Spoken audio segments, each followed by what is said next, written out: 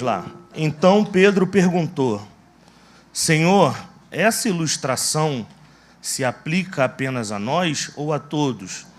Ele faz essa pergunta porque eles estão vindo de outra parábola. O Senhor respondeu: o servo fiel e sensato é aquele a quem o Senhor encarrega de chefiar os demais servos da casa e alimentá-los.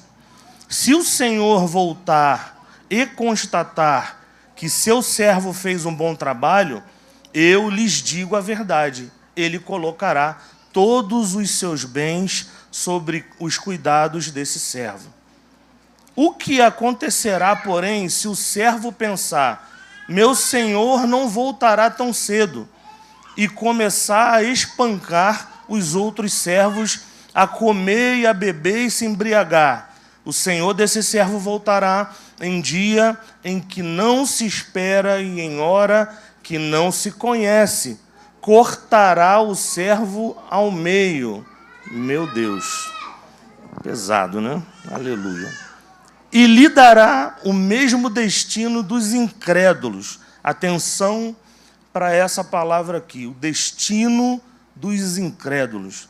O servo que conhece a vontade do seu senhor e não se prepara, nem segue as instruções dele, será duramente castigado. Mas aquele que não a conhece e faz algo errado, será castigado com menos severidade. A quem muito foi dado, muito será pedido. E a quem muito foi confiado, ainda mais será exigido. Esse texto ele foi muito usado para falar sobre o aumento das finanças. Se Deus te confiou muito, quem muito é dado, muito será cobrado. E não tem nada a ver com isso. A parábola aqui, ela fala sobre a responsabilidade daquilo que Deus entrega nas mãos do homem. E toda a parábola a gente precisa encontrar dentro dela o que Jesus queria passar para os seus discípulos. Como se fosse uma moral da história. Qual é a moral da história quando entendemos esse texto?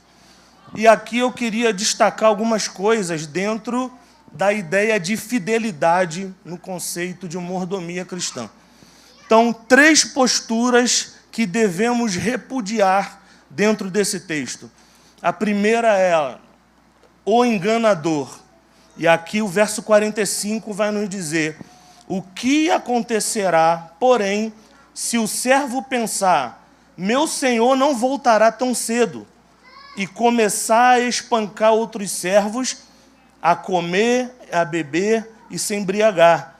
O senhor desse servo voltará em dia em que não se espera e em hora que não se conhece. Cortará o servo ao meio e lhe dará o mesmo destino dos incrédulos. Todo enganador acha que pode viver pelos padrões pessoais. Ele rejeita as instruções em nome do ego dele. O mau administrador aqui, ou enganador, nessa figura, nessa parábola, é aquele que é confiado a alguma coisa e ele acha que ele pode enganar quem confiou. Porque o que é tratado é: mas se o meu servo não voltar tão cedo? Então ele decide no coração dele planejar outra coisa ali que foi confiado. E nós devemos ter muita atenção com isso, irmãos. Porque nós não estamos falando, no momento de ofertório, falando apenas de recursos financeiros. O Senhor nos confia a vida. O Senhor nos confia dons, talentos, dinheiro, conhecimento, influência. E como nós estamos administrando o que o Senhor nos confiou. Você que tem a sua profissão e que exerce ou deve exercer para a glória de Deus, como você está administrando esse conhecimento? Se a sua profissão, ela toca em pessoas, ela está ligada diretamente a servir pessoas. Essa pessoa pode olhar para você e ver o espelho da graça de Deus. Não, esse é um bom funcionário, ele faz isso para a glória de Deus. Eu vejo Deus nas suas atitudes. Sabe, irmãos, nós vivemos um conceito evangélico muito deturpado nesses dias, uma ideia dualista que leva muitos de nós a pensar que podemos ter uma vida que não é integral, inteira. E por isso, aqui no dia de domingo, eu entrego tudo. Nossa, a música, Deus veio, aí eu canto, eu choro, dou tudo. Mas quando eu saio daquela porta para fora, aí eu viro um outro Juan. Na vida cristã não existe essa dualidade. Isso é um conceito grego, platonismo, que tira a realidade da vida cristã e coloca outros elementos. Nós não podemos, diante daquilo que o Senhor nos confiou, seja o que Ele nos confiou. E você pode pensar agora mesmo aí, tudo que Deus confiou a você durante a sua jornada de vida, você não pode enganar a Deus, irmão. Você não pode enganar quem você deve prestar contas. Você não pode enganar seu chefe, seu patrão. Você não pode enganar quem lhe confiou algo. Você não tem um direito de planejar fora daquilo do que você tem que prestar contas. E o enganador, ele tem esse ímpeto. Porque num momento de confiança, o tempo ele pode ser longo. E muitos de nós podemos achar que, ele não vai vir agora. Então eu posso enganar meu Deus aqui. E a gente faz isso em todas as áreas da vida. Quando nós negligenciamos a contribuição financeira, porque não entendemos o conceito de contribuição financeira, e muitos de nós somos fiéis quando há uma amarra. E é muito possível, irmão, que muitos de nós aqui tenha sido fiel a Deus quando você entendia que contribuição financeira dependia de estar na lei e uma obrigação real sobre os seus ombros. Como eu sou obrigado a fazer, como alguém vai ver que eu vou contribuir, eu vou contribuir. Mas isso não tem valor diante de Deus, irmão. Porque a contribuição financeira no Novo Testamento, ela está no coração. Cada um contribua com o que propor no coração. E a proposta do coração não é o quanto nós planejamos que vamos dar ou não. É o quanto eu reconheço o que Deus faz na minha vida e eu respondo a Ele. O segundo conceito aqui que eu queria falar é a postura que nós devemos repudiar, o negligente, que tem a ver com a pessoa que é relapsa, relaxada e descuidada.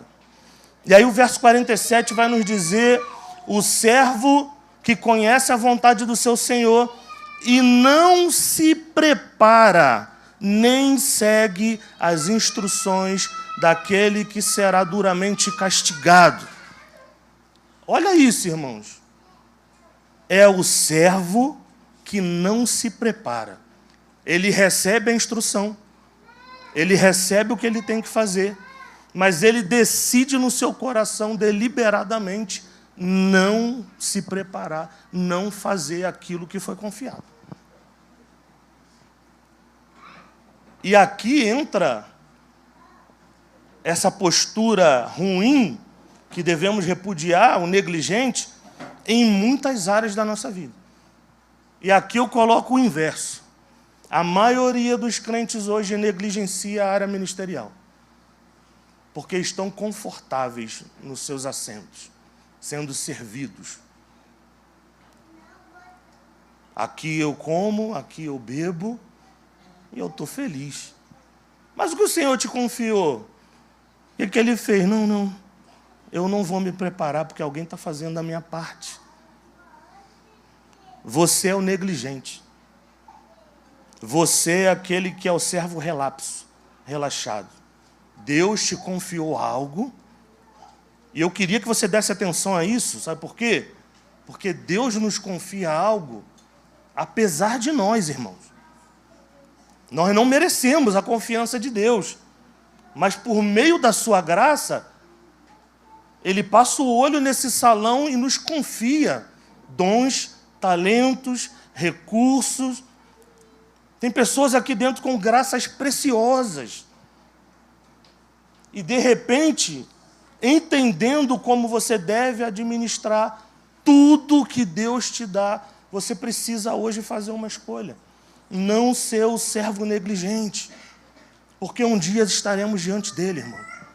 E isso independe de você crer nessa palavra ou não. Se está na Bíblia, vai acontecer, irmão. Não depende do seu nível teológico isso. E o verso 48 vai dizer: mas aquele que não a conhece e faz algo errado, será castigado com menos severidade. Esses são os que, recebendo as instruções, dizem: eu não conheço, não sabia, ninguém me falou. Ele recebeu a instrução. Porque o Senhor não dá trabalho sem a instrução. O Senhor não é maluco. Agora, existe a pessoa que está no meio da missão e ela está vivendo de que maneira? Cara, ela está desligada de tudo. E ela está como as pessoas nos dias de Noé. Vivendo, casando, dando casamento, buscando seus próprios interesses. Então, você está falando que buscar meus interesses errados? Não. Mas viver apenas para isso, sim. Porque Deus lhe confiou algo. E é muito possível que você esteja tão concentrado em viver a sua vida que você não tenha prestado atenção nos detalhes daquilo que Deus confiou. E no dia da prestação de contas, você não vai poder dizer: olha, ninguém me avisou. Poxa, por que ninguém me disse isso? Mas o seu Senhor entregou na tua mão. E esse texto está falando de maneira clara que você vai ser castigado, de maneira mais branda, mas vai ser castigado. Então, existem cuidados que nós devemos ter, que nós precisamos ajustar na nossa vida, irmãos. Eu acho que a coisa mais preciosa que nós podemos ter é o fato de um Deus soberano, grandioso, confiar coisas a homens e mulheres infiéis. Então, o meu convite nessa manhã é que você olhe para isso e não veja a condenação, mas veja a graça do Senhor em lhe confiar algo. E aí a sua resposta precisa ser outra. E aí, a postura que o Senhor espera que tenhamos. Leia comigo, a partir do verso 42. Nós vamos voltar, porque a resposta está dentro daquilo que Jesus diz. O Senhor respondeu, mediante a pergunta que foi feita: o servo fiel e sensato é aquele a quem o Senhor encarrega de chefiar os demais servos da casa e alimenta-los. Se o Senhor voltar e constatar que o seu servo fez um bom trabalho, eu lhes digo a verdade, ele colocará todos os seus bens sobre os cuidados desse servo. O que Deus confiou, Deus vai ser grato e Deus vai acrescentar, porque você foi fiel. Então, fidelidade, e o homem fiel, a mulher fiel, é alguém que manteve a fé com a qual se comprometeu. Ele é digno de confiança. O homem fiel é o homem que se comprometeu com a voz que ele ouviu. Você entende isso, irmãos? Que isso pode ser a menor coisa que Deus te confiou, e a única coisa que você precisa ser é fiel a Deus. A fidelidade é uma resposta à confiança em nós depositada pelo Senhor. Se existe um meio de, no conceito de mordomia, nós respondermos a Deus é sendo fiéis. Que o Senhor faça de nós homens e mulheres fiéis, irmãos. Que o Senhor não tenha peso no seu coração de ter confiado algo a nós e nós, porventura, estarmos sendo enganadores, negligentes, descuidados mas que Ele olhe para esse lugar nessa manhã e encontre homens e mulheres fiéis, que entenderam aquilo que recebeu como algo precioso. E vamos ser fiéis até a volta dEle.